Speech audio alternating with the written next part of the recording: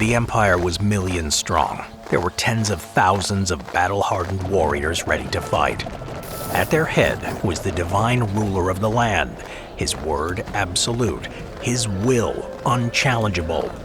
They were crushed by fewer than 200 men.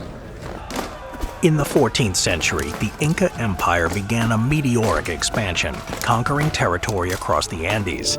And by the beginning of the 16th century, the empire, which they called the Land of the Four Corners, or Tawantinsuyo, controlled much of the western coast of South America and was the largest empire in the pre-contact Americas. The Inca Empire was an absolute monarchy, headed by the divine Sapa Inca, who ruled over the territory that was divided into 4 sections, hence the Four Corners part of the name, and administrated by a complex series of administrators, nobility, and bureaucrats. There was a wide variety of peoples the Inca conquered, with over 30 different languages spoken in the empire. Keeping all of this together was a complex war machine that relied on conscripts from the conquered peoples. Any man in the empire aged 25 to 50 would be liable for conscription, and men under 25 acted as porters to carry supplies and equipment. These conscripts spent most of their time farming, but don't let that fool you, since the Inca gave basic combat training to most males in their empire. Armies would be organized into units of 10, 100, 1,000, and 10,000, and were led by their own native officers. The exact gear used by the Inca depended on the region the men were conscripted from, with subject groups having their own fighting style they brought to the battlefield. Troops from the highlands made great use of the sling and bolas, which were 2 or 3 stones tied together by cord and could be thrown to trip up enemies. Those near coastal areas made use of spears for throwing and thrusting, and the bow was a popular weapon with the eastern lowlands.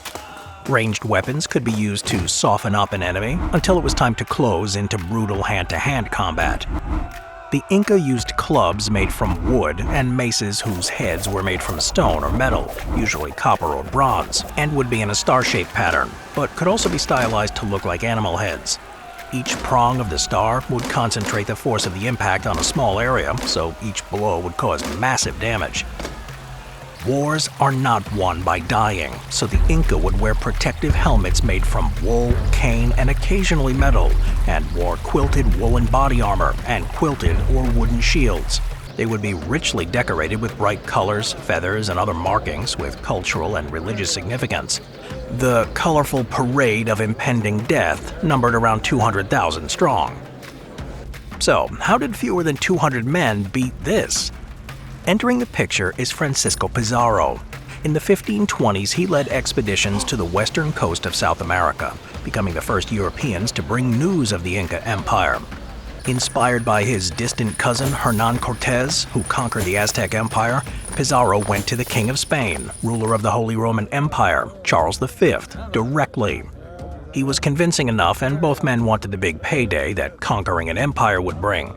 So Pizarro was given the task of bringing the land south of Panama under Spanish rule. Of course, the Spanish crown would receive a 20% cut of whatever was acquired, or stolen, depending on your point of view. With this new imperative, Pizarro set out in December of 1530 for Panama, and in January the next year set sail for Colombia. His force consisted of 180 conquistadors and 37 horses, though they were joined a bit later by reinforcements, which brought his total army, meant to overwhelm the mighty Inca Empire, to a staggering 260 men. Still, he didn't get his name in the history books by being daunted by the odds, so this tiny army crawled south. They moved at a snail's pace, making first contact with the Inca in April 1532. And Pizarro would not be able to meet with Incan Emperor Atahualpa until that November. When they first met these strange men, the Inca were thoroughly unimpressed. Still, they humored the small band of newcomers, and both sides exchanged pleasantries and agreed to meet the next day in a nearby town of Cajamarca. Pizarro and his men occupied the town first and waited for Atahualpa to arrive with his bodyguard, a token force between 3,000 to 4,000, basically unarmed, along with the 80,000-man army that was camped outside. The Spanish had 168 men at the time, which included a force of cavalry and a few arquebuses and light artillery.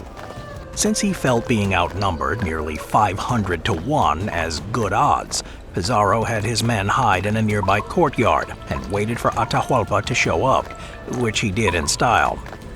The Sapa Inca was held up on a litter carried by warriors and surrounded by attendants decked out in gold, silver, and precious stones that made the Spaniards salivate over their wealth.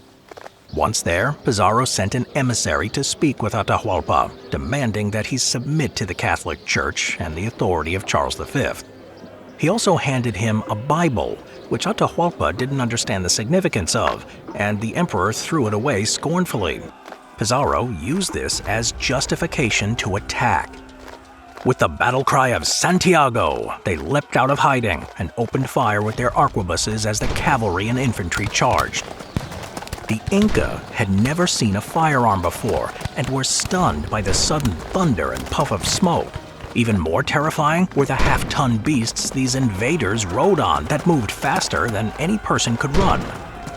The Inca panicked, and many began to run, trampling one another as the cavalry rode them down, while the infantry, in the words of one witness, made so good an assault that in a short time most of them were put to the sword. Pizarro was in the middle of the action and drove directly for Atahualpa, who was still on his litter.